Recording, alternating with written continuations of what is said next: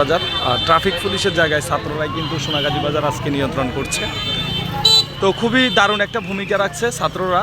আর সোনাগাজী বাজারের আজকের বর্তমান পরিস্থিতি খুবই সুন্দর, অন্য দিনের চাইতে অনেক ভালো পরিস্থিতি এবং পরিবেশ। গাড়ি ঘোড়া একদম সকল রুলস রুটিন মেনে, মানে ট্রাফিক পুলিশ থাকলেও এতটা শৃঙ্খলাবদ্ধভাবে কিন্তু গাড়ি ঘোড়া কিন্তু আসলে চলে না।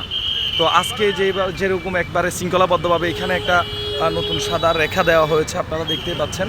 তো এখানে আমাদের একজন ভাই আছে স্বেচ্ছাসেবক কর্মী। তো বর্তমানে আসলে খুবই ভালো একটা পরিস্থিতি। তো এই পরিস্থিতিতে আপনারা কমেন্ট বক্সে আপনাদের ব্যক্তিগত মতামত জানাবেন যে এই জিনিসটা আপনাদের কাছে কেমন লাগছে।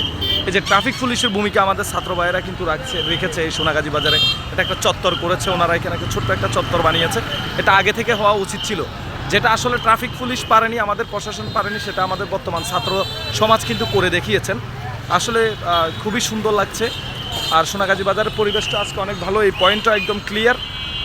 তো ভিডিওটি সবাই শেয়ার করে দেবেন। আর পুরো ছাত্র সমাজ যেভাবে জেগে উঠেছে, তারা যেন এই সুন্দর পরিবেশটাকে আমরা সবাই ধরে রাখতে পারি, তারা যেন এই সুন্দর পরিবেশটাকে টিকিয়ে রাখতে পারে, সেজন্য আপনাদের সকলের সহযোগিতা কাম্য। সবাই সহযোগিতা করবেন। তো ভালো থাকবেন, সুস্থ থাকবেন, আল্লাহ হাফেজ। এবং ভিডিওটি শেয়ার করে দেবেন। আপনাদের ব্যক্তিগত মতামত কমেন্ট বক্সে জানাবেন।